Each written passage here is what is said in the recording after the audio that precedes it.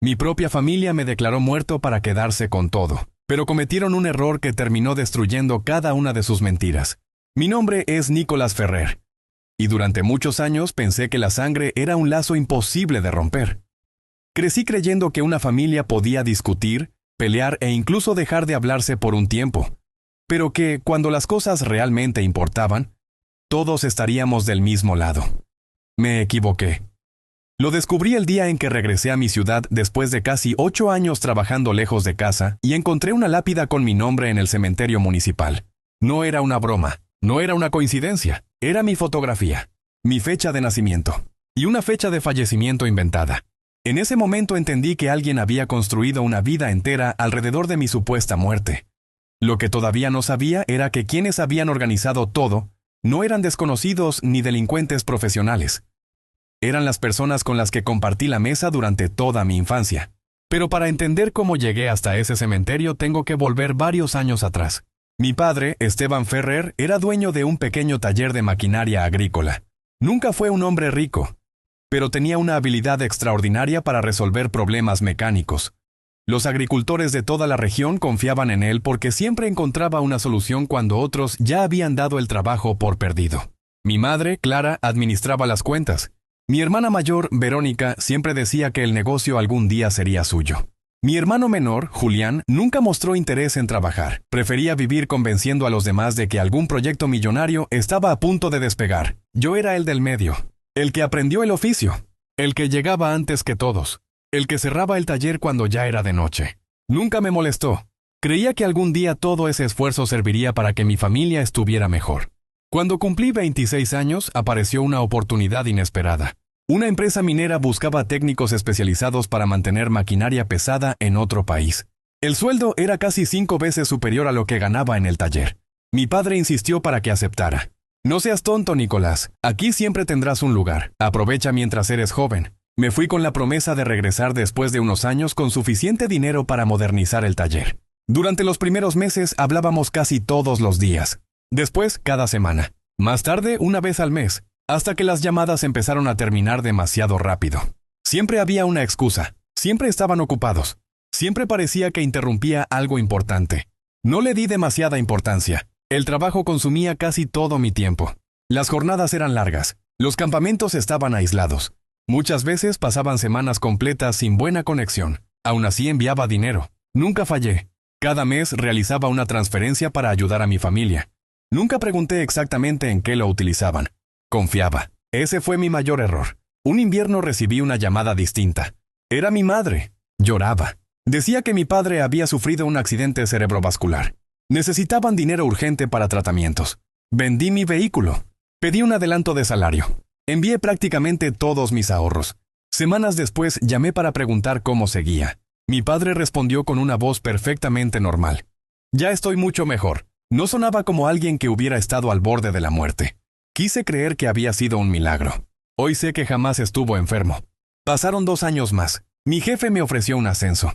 Eso significaba quedarme definitivamente. Por primera vez dudé. Extrañaba mi país. Extrañaba mi casa. Extrañaba incluso el olor del aceite de motor del viejo taller. Llamé para contarles. Esperaba entusiasmo. Pero todos reaccionaron igual. Quédate un poco más. Aquí todavía no hay espacio. Las cosas están complicadas. Me sorprendió. Pensé que simplemente querían que siguiera ganando buen dinero. Acepté permanecer 2 años adicionales. Mientras tanto seguí enviando transferencias. Algunas muy grandes. Con el tiempo empecé a notar algo extraño. Mi madre dejó de pedirme ayuda para gastos médicos. Ahora hablaba de inversiones. Luego de remodelaciones. Después de terrenos. Cada conversación parecía girar alrededor del dinero. Nunca preguntaban cómo estaba. Nunca preguntaban si comía bien. Nunca preguntaban si me sentía solo. Solo querían saber cuándo cobraría el siguiente bono. Un compañero de trabajo llamado Gabriel empezó a notar mi incomodidad. Una noche me preguntó, ¿hace cuánto no ves a tu familia? 6 años, silbó sorprendido. ¿Y nunca fueron a visitarte? Negué con la cabeza. Ni una sola vez. Siempre tenían alguna excusa. Que era muy caro. Que alguien estaba enfermo. Que el taller no podía cerrar. Que más adelante. Siempre más adelante. Gabriel dijo una frase que me molestó muchísimo. A veces, las personas se acostumbran más al dinero que a quien lo envía. Me enfadé. Defendí a mi familia. Dije que él no los conocía. Hoy me avergüenza recordar aquella discusión, porque él tenía razón. Cuando terminé mi contrato, decidí no avisar que regresaría. Quería darles una sorpresa. Compré regalos para todos, herramientas nuevas para mi padre, una máquina de café para mi madre, una computadora para Julián, joyas discretas para Verónica. Incluso reservé un camión para transportar maquinaria que había comprado pensando en ampliar el taller familiar. Imaginaba el momento de llegar, los abrazos, las lágrimas, las historias acumuladas durante tantos años. Durante el vuelo apenas pude dormir. Me sentía como un niño regresando a casa. Al aterrizar alquilé una camioneta. El camino hacia mi pueblo seguía igual. Los mismos árboles, las mismas estaciones de servicio, las mismas curvas, pero cuando entré al barrio sentí algo extraño. El viejo taller había desaparecido. En su lugar había un edificio moderno con un enorme cartel. Grupo Ferrer Industrial. Me sorprendí. No entendía cómo habían logrado semejante crecimiento. Sonreí. Pensé que todo mi esfuerzo realmente había servido. Estacioné frente al edificio. Entré cargando algunas cajas. La recepcionista me observó con expresión confundida. Buenos días, busco a Esteban Ferrer. ¿Tiene cita? Sonreí. Soy su hijo. Ella dejó de escribir. Levantó lentamente la vista. Su rostro perdió el color. Sin decir una palabra tomó el teléfono. 5 minutos después apareció mi hermana Verónica. Vestía ropa elegante. Jamás la había visto así. Durante un segundo pensé que iba a abrazarme. En cambio dio 3 pasos hacia atrás, como si hubiera visto un fantasma. No puede ser. Sonreí. Sorpresa. Ella empezó a temblar. No de emoción, de miedo. Miró rápidamente hacia los lados antes de acercarse. ¿Qué haces aquí? Me reí. Volví a casa. Esperaba otra reacción. Cualquier reacción. Pero no aquella. Verónica me tomó del brazo con fuerza. Tienes que irte. Fruncí el ceño. ¿De qué hablas? No puedes estar aquí. ¿Por qué? No respondió. Solo repetía lo mismo. Vete. Ahora. Antes de que alguien te vea. Entonces apareció mi padre. Se quedó completamente inmóvil al verme. El silencio duró varios segundos. Finalmente habló. Pero no dijo, hijo. No dijo, qué alegría verte. No preguntó cómo estaba. Solo pronunció una frase que todavía resuena en mi cabeza. Esto no debía pasar. En ese instante comprendí que mi regreso no había arruinado una sorpresa. Había arruinado un plan, y todavía estaba a punto de descubrir hasta dónde llegaba la mentira que habían construido en mi ausencia. Las palabras de mi padre quedaron suspendidas en el aire. ¿Qué significa que esto no debía pasar? Pregunté, intentando sonreír, convencido de que todo era una extraña confusión. Nadie respondió. La recepcionista observaba la escena con una mezcla de miedo y curiosidad. 2 empleados dejaron de trabajar para mirar hacia la entrada. Verónica seguía sujetándome del brazo con tanta fuerza que empezaba a dolerme. Mi padre fue el primero en reaccionar. Sube a mi oficina. Su tono no era cálido, era una orden. Lo seguí por un pasillo que no reconocía.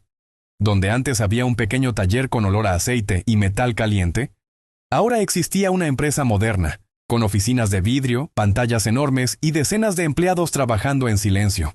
Mientras caminaba veía fotografías colgadas en las paredes. Premios empresariales, reconocimientos, convenios con otras compañías. Todos llevaban el apellido Ferrer. Pero en ninguno aparecía yo. No le di demasiada importancia. Pensé que simplemente habían renovado las imágenes durante los años que estuve fuera. Entramos a la oficina principal. Era enorme, mucho más grande que toda la casa donde crecimos. Mi padre cerró la puerta. Verónica hizo lo mismo. Durante unos segundos nadie habló. Finalmente dejé las cajas sobre una mesa. ¿Alguien piensa explicarme qué está pasando? Mi padre respiró profundamente. ¿Por qué no avisaste que regresarías? La pregunta me desconcertó.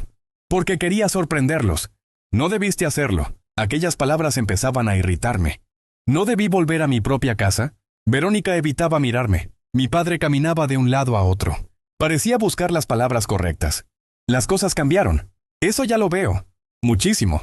Perfecto. Entonces, explícamelo. Él apoyó ambas manos sobre el escritorio. Hay personas que creen que... Se quedó callado. ¿Que creen qué? Que tú... Volvió a detenerse. Era como si pronunciar ciertas palabras pudiera destruir algo. Habla de una vez. Entonces Verónica explotó. Creen que estás muerto. Sentí que el aire desaparecía. La miré convencido de haber escuchado mal. ¿Qué dijiste? Legalmente estás muerto. Reí. No porque fuera gracioso. Porque mi cerebro se negaba a aceptar semejante absurdo. ¿Cómo que legalmente muerto? Mi padre cerró los ojos. Fue la única forma de salvar todo. ¿Salvar qué? Ninguno respondía con claridad. Solo lanzaban frases incompletas. Necesito que me expliquen absolutamente todo. Mi padre se sentó lentamente. Parecía haber envejecido 20 años. Hace 4 años hubo una auditoría. ¿Y? Descubrieron que varias transferencias internacionales llegaban a nombre del taller. No entendía el problema. Eran mis ahorros. Lo sabemos. Entonces... Pero también descubrimos que el taller tenía deudas ocultas. Fruncí el ceño. ¿Qué deudas? Silencio. Papá. Pedí préstamos. Aquello ya era suficientemente grave. ¿Cuánto? No respondió. ¿Cuánto? Mucho. Verónica respondió por él. Más de lo que podíamos pagar. Mi corazón empezó a acelerarse. ¿Qué hicieron con el dinero? Mi padre evitó responder. Verónica tampoco hablaba. Entonces empecé a unir piezas. La empresa nueva. Las oficinas. Los vehículos. La ropa. Nada coincidía con una familia endeudada. ¿En qué gastaron todo? Mi padre levantó lentamente la mirada. Invertimos. ¿Con dinero prestado? Asintió. ¿Y salió mal? Volvió a asentir. La historia seguía sin tener sentido. ¿Y eso qué tiene que ver conmigo? Fue entonces cuando escuché la respuesta que jamás imaginé. Las aseguradoras pagaron una indemnización. No entendía. ¿Qué indemnización? Verónica empezó a llorar. Mi padre apenas pudo pronunciarlo. La tuya. Sentí un frío recorrerme la espalda. Explícate. Declaramos que habías desaparecido durante una inspección minera. Mi cabeza empezó a dar vueltas. ¿Qué? Hubo un accidente real en la mina donde trabajabas. Recordé perfectamente aquel derrumbe. Había ocurrido en otra sección. Nadie cercano a mí había resultado herido. Utilizaron ese accidente. Mi padre bajó la cabeza. Sí. No podía creerlo. ¿Le dijeron al gobierno que yo había muerto? Sí. ¿A la empresa? También. ¿A los seguros? Silencio. Ese silencio respondió todo. Me apoyé en la pared porque sentía que las piernas dejaban de sostenerme. ¿Están diciendo que cobraron el seguro de mi muerte? Nadie respondió. ¡Respóndanme! Sí.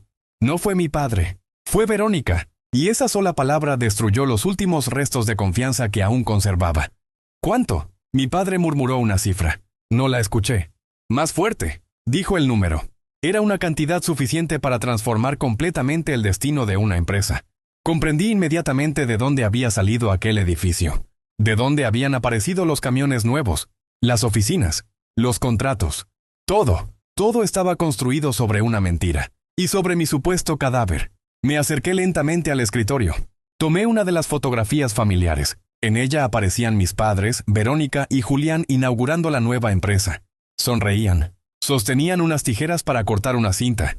Había un enorme ramo de flores. En la esquina inferior leí una pequeña placa. En memoria de Nicolás Ferrer, cuyo sacrificio hizo posible este nuevo comienzo. Sentí náuseas.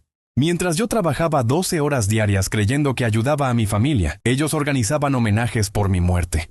Dejé la fotografía sobre el escritorio. ¿Hicieron un funeral? Mi madre apareció justo en ese momento. No sabía que yo estaba allí. Entró hablando por teléfono. Sí, dile al notario que... Entonces me vio. El teléfono cayó al suelo. Las lágrimas aparecieron de inmediato. Corrió hacia mí. Por un instante pensé que finalmente tendría una explicación sincera. Pero cuando llegó frente a mí, no intentó abrazarme. Lo primero que dijo fue, «No puedes salir de este edificio». La observé incrédulo. «Eso es lo primero que tienes para decirme». Ella miró desesperadamente a mi padre. «¿Si alguien lo ve?» «¿Qué pasa si alguien me ve?» Nadie respondía. Hasta que mi madre susurró. «Todo se vendrá abajo». Comprendí que no estaban preocupados por mí.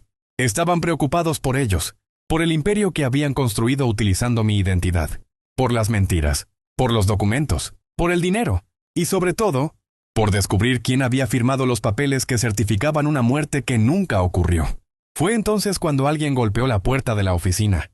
3 golpes secos, mi padre abrió apenas unos centímetros.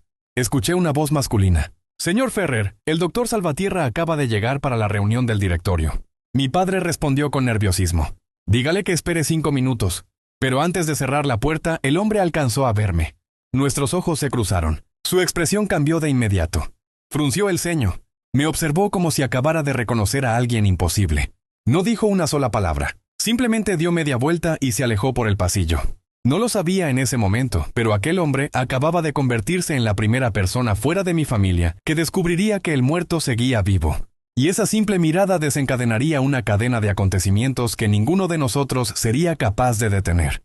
Durante varios segundos nadie habló.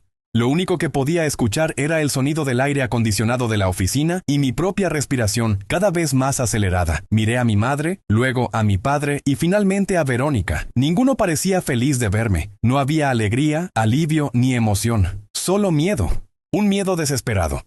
Mi padre fue el primero en romper el silencio. Escúchame bien, Nicolás.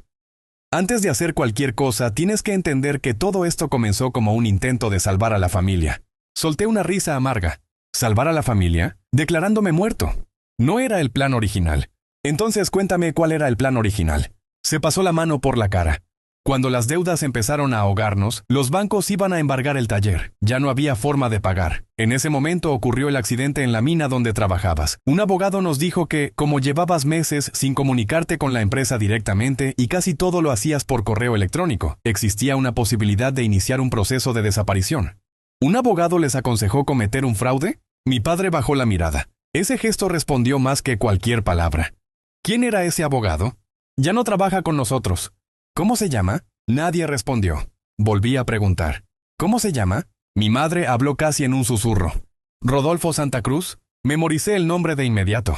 No sabía quién era, pero estaba seguro de que tarde o temprano tendría que enfrentarlo. Verónica se acercó lentamente. Nicolás, las cosas se salieron de control. La miré fijamente. No, las cosas no se salieron de control. Las fueron empeorando decisión tras decisión. Ella no contestó. Saqué mi teléfono del bolsillo. Mi padre dio un paso hacia adelante. ¿Qué haces?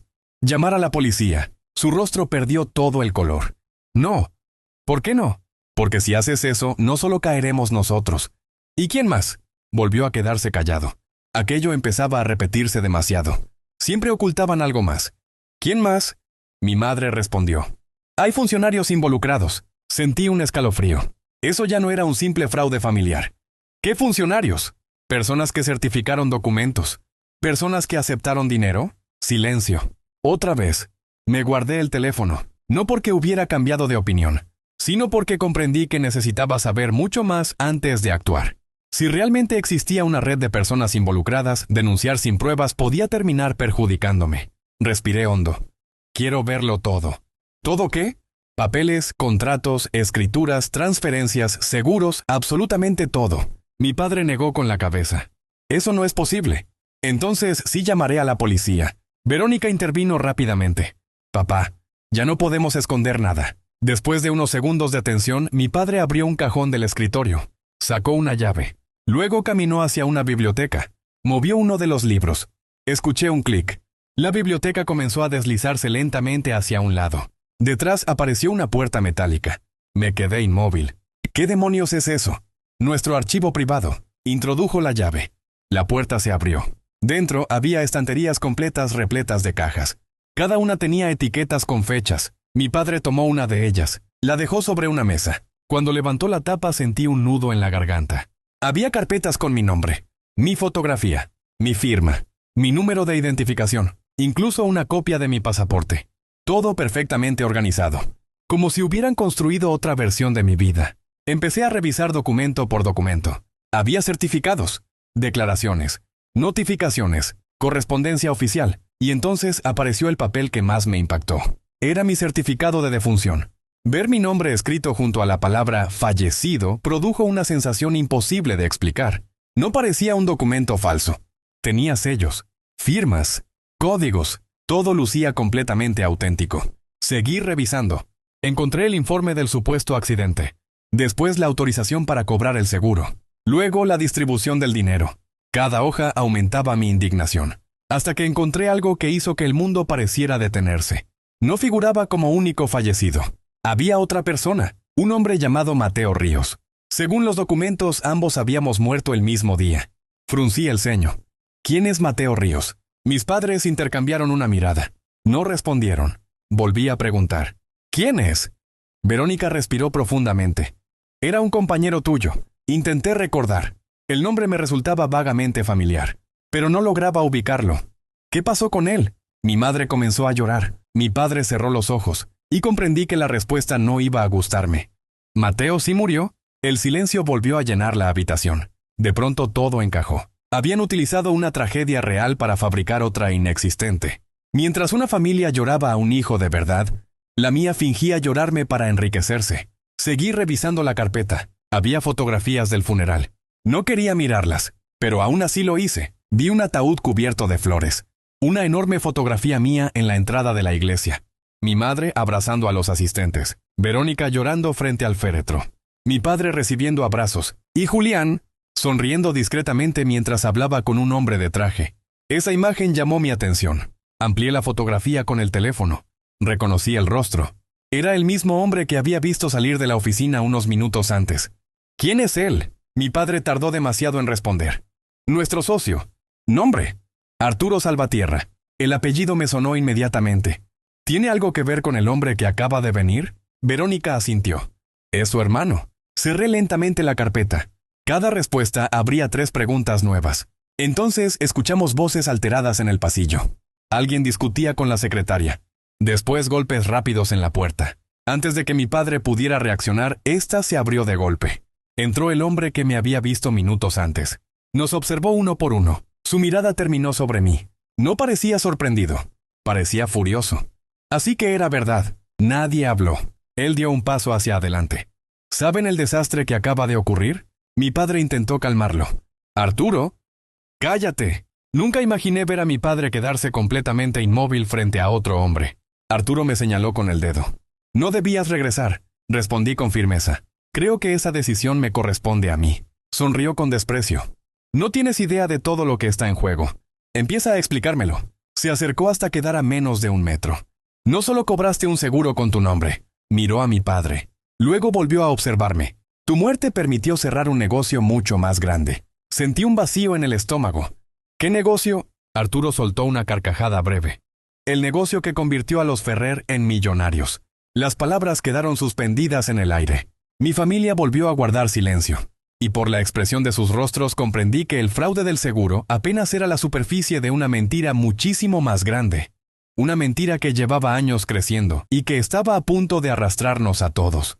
Las últimas palabras de Arturo Salvatierra dejaron la oficina completamente en silencio. Nadie se atrevía a mirarme. Durante años había imaginado cientos de formas de reencontrarme con mi familia. Pensé en abrazos, lágrimas, risas, incluso en discusiones por el tiempo perdido. Pero jamás imaginé estar rodeado de personas que parecían más preocupadas por ocultar un secreto que por el hecho de que seguía con vida.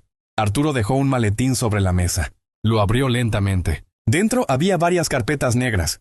No eran documentos viejos, eran contratos recientes. Los colocó uno por uno frente a mí. ¿Sabes por qué esta empresa creció tan rápido? Preguntó. Negué con la cabeza. Porque nunca fue una empresa de maquinaria. Fruncí el ceño. ¿Entonces qué era? Una fachada. Mi padre cerró los ojos. Mi madre comenzó a llorar otra vez. Verónica permanecía inmóvil. Solo Julián no estaba allí. Y por primera vez me di cuenta de que nadie lo había mencionado desde que llegué. Arturo abrió la primera carpeta. Después de cobrar la indemnización por tu supuesta muerte, tu padre utilizó ese dinero como capital inicial. Pero eso no alcanzaba para construir este imperio. Pasó otra hoja. Necesitaban inversionistas. Otra hoja. Necesitaban contratos. Otra. Y necesitaban un nombre limpio. Señaló mi certificado de defunción. El tuyo. No entendía. Arturo continuó. Legalmente un muerto no puede reclamar propiedades. No puede exigir dividendos. No puede revisar balances. No puede denunciar movimientos financieros. No existe. Sentí un escalofrío. Comprendí el verdadero motivo de mi falsa muerte. No era solo el seguro. Era eliminarme del mapa para siempre. Mi padre habló por primera vez en varios minutos. No era así al principio. Lo miré. ¿Cuándo cambió? Su voz se quebró. Cuando Julián empezó a tomar decisiones. Sentí un golpe en el pecho. Mi hermano. Siempre había sido irresponsable. Pero jamás imaginé algo así. ¿Dónde está? Nadie respondió. Arturo sí. Se fue hace 2 días. ¿A dónde? Con gran parte del dinero de la empresa. Todos levantaron la cabeza al mismo tiempo. Incluso mi padre parecía sorprendido. ¿Qué estás diciendo? Preguntó. Arturo sonrió con amargura. Lo que escuchaste. Abrió otra carpeta. Había movimientos bancarios, transferencias, empresas en el extranjero, firmas. Todo estaba autorizado por Julián. Mi padre empezó a revisar desesperadamente los papeles. Su rostro fue cambiando poco a poco. Primero incredulidad, luego miedo, finalmente desesperación. No. Pasaba las hojas cada vez más rápido. No. Hasta que encontró el último documento. Una carta. La abrió con manos temblorosas. Era de Julián. La leyó en voz alta. Si están leyendo esto, significa que Nicolás volvió o que ustedes finalmente descubrieron lo que hice. En cualquiera de los dos casos ya es demasiado tarde. Aprendí de los mejores. Durante años vi cómo todos mentían para quedarse con lo que no les pertenecía. Yo solo hice lo mismo, pero mejor. Gracias por enseñarme que en esta familia el más inteligente se queda con todo. No intenten buscarme. Mi madre rompió en llanto. Verónica dejó caer una silla al intentar sentarse. Mi padre permaneció inmóvil con la carta entre las manos. El hombre al que siempre vi como un ejemplo acababa de comprender que había educado a su propio verdugo. Lo observé durante varios segundos. No sentía satisfacción, solo un enorme vacío. Toda aquella tragedia había comenzado el día en que decidieron justificar una pequeña mentira por el bien de la familia.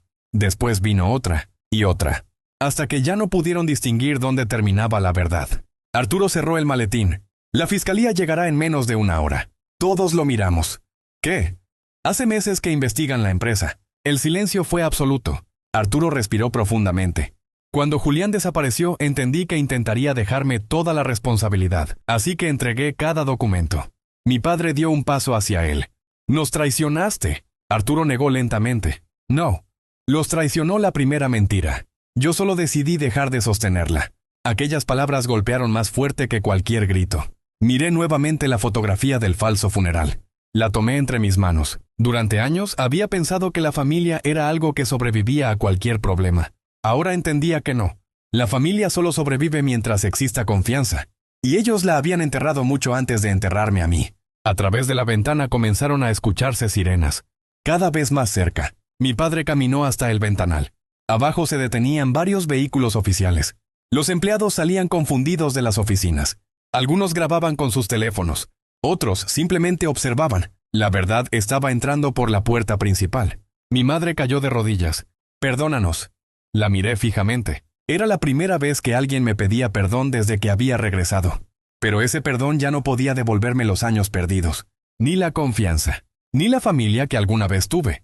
Los agentes subieron al edificio. Golpearon la puerta. Arturo fue quien abrió. Entraron mostrando las órdenes judiciales. Uno de ellos se acercó a mí. Miró mi identificación. Después observó el certificado de defunción sobre la mesa. No pudo ocultar su sorpresa. «Entonces, usted es Nicolás Ferrer». Asentí. El agente guardó silencio unos segundos antes de decir: «Señor, oficialmente hoy ha vuelto a existir». Aquella frase resumía toda mi historia. No recuperaría el tiempo. No recuperaría los abrazos que nunca ocurrieron. Pero al menos recuperaría algo que nadie debería perder jamás. Mi propia identidad. Meses después, todos los bienes obtenidos mediante el fraude fueron confiscados. Mi padre aceptó su responsabilidad y declaró ante la justicia. Mi madre y Verónica colaboraron con la investigación para reducir sus condenas. Arturo también respondió por su participación. En cuanto a Julián, pasó más de un año prófugo hasta que fue localizado intentando abrir otra empresa con documentación falsa. Yo nunca reclamé venganza. Solo pedí una cosa: que eliminaran mi lápida. Volví al cementerio el día en que la retiraron. Esperé a que terminaran el trabajo. Cuando el terreno quedó vacío, respiré profundamente. No estaba despidiéndome de una tumba. Estaba dejando atrás la vida que otros habían inventado para mí. Ese mismo terreno quedó cubierto únicamente por césped. Sin nombre, sin fecha, sin mentiras. Porque comprendí que hay personas que creen que la peor traición es que un desconocido te robe todo lo que tienes. Se equivocan. La peor traición ocurre cuando quienes dicen amarte intentan convencer al mundo de que nunca volverás, mientras celebran el éxito construido sobre tu ausencia.